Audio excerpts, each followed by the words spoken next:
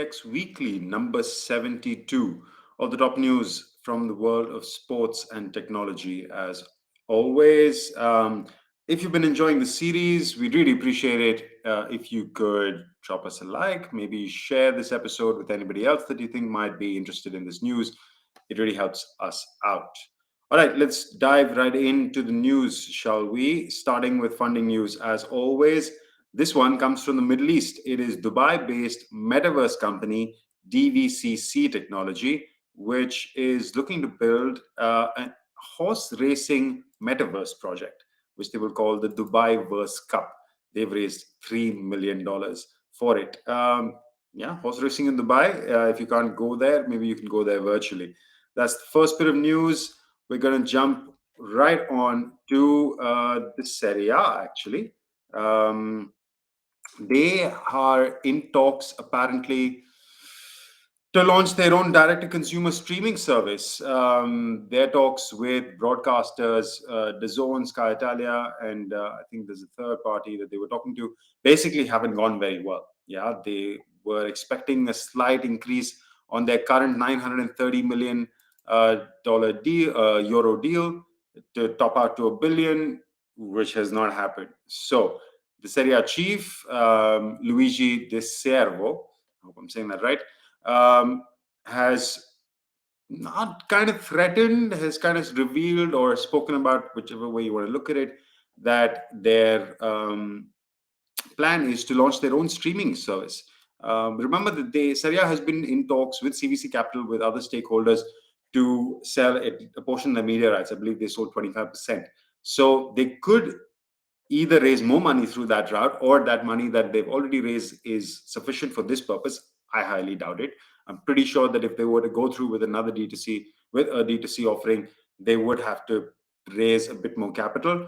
Or this could all just be a negotiation tactic to say that, hey, the zone or Sky Italia, we're not that far in our valuations, from 930 to $1 billion per season. Let's bump it up a bit. So just for context, Spain is going at about $1 billion, while the Premier League, €1 billion, and the Premier League is more than that, 1.63 billion pounds, which will be about 1.8 billion euros. So the Serie A is fairly far behind in that, in the broadcasting rights. Maybe they need to do something else to up the quality that is on show.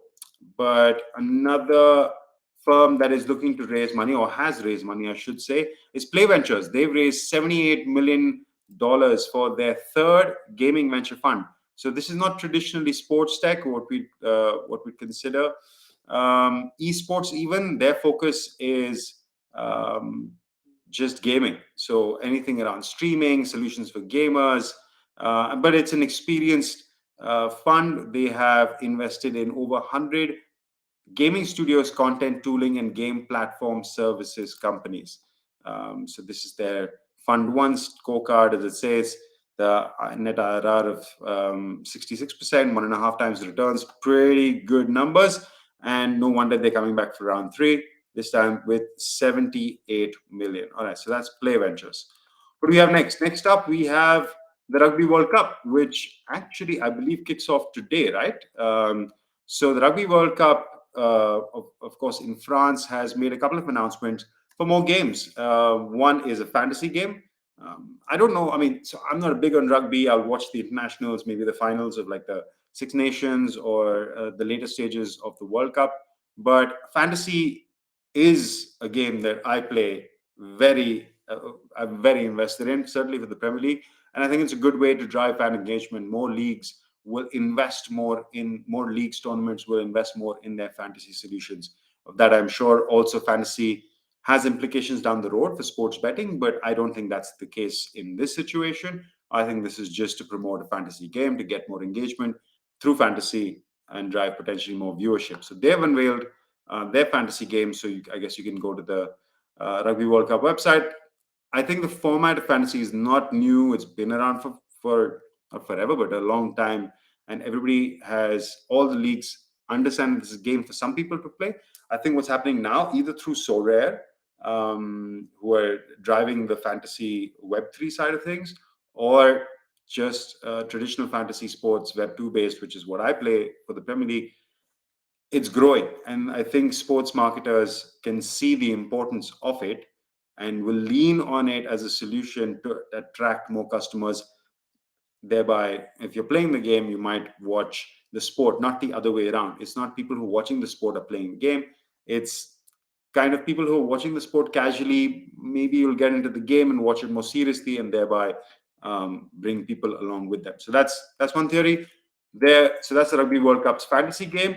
They also have a partnership with Meta, which they've announced, where this is using AR to drive some innovative tech to drive fan engagement.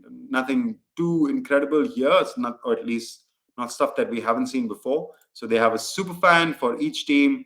So 20 fictional characters who are there to represent each of the teams. So they have AR stickers on their on the Meta app, on the Instagram app that you can use. So that's the cockerel, and so if you're supporting Le Bleu, you can do something with this. They also have some stuff happening at the Rugby Village, which is if you're in Paris, you can obviously go check that out.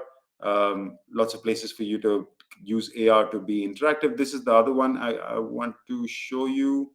Well,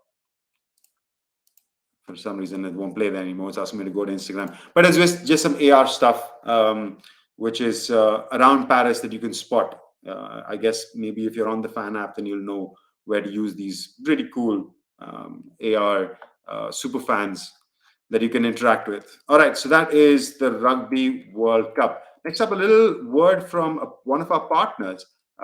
This is a company called Sorius, which is a AI-based cycling training company. They basically use AI to customize training programs for your cycling requirements. So if you're an endurance trainer, you can go to Sorius, download the app. I think they have some free options as well. So they have a standard for 16 euros a month, but there is a code to get a 1 month free trial. You can reach out to them. So if you're interested in, I don't know, going to the Tour de France next year, by the way, if you haven't watched the Unchained series on Netflix, go check it out. It is amazing. So maybe not the Tour de France, but if you're just looking to up your cycling game, Sorius is a solution that you can check out. Method that suits all. It is by professional cyclists as well. They were involved in the development of the solution. All right, so from Sorius on to my last bit of news. This is the top story. Another sports tech fund. This is Apex Capital, who've partnered with Lando Norris and Carlos Sainz, amongst other fundraisers. That is Valtteri Bottas, in case you want to know. And there are some footballers as well. I believe it's Jan Vertonghen, Christian Eriksen, and a few other people. So yeah, the details of the story are available if you want to read them. But the point being that this is another fund. It's a $50 million fund, and they will explore all the normal areas: fan engagement, media and entertainment, I guess a bit of analytics, all the hot topics within the world of sports tech. Another athlete-driven fund. We keep seeing them. There has been so much news. I feel like every week I'm covering less funding news, but I'm covering more investment fund news. So this is another one, $50 million, 50 million euros, I should say, from Apex Capital's athlete-driven investor network. All right, that is a wrap for another episode. I hope you guys found the news useful. If you have, like I said at the top, drop a share, drop a subscribe, drop a like, do all the good stuff that you know what to do on the internet, wherever you're watching this. And we'll see you guys next week. Ciao.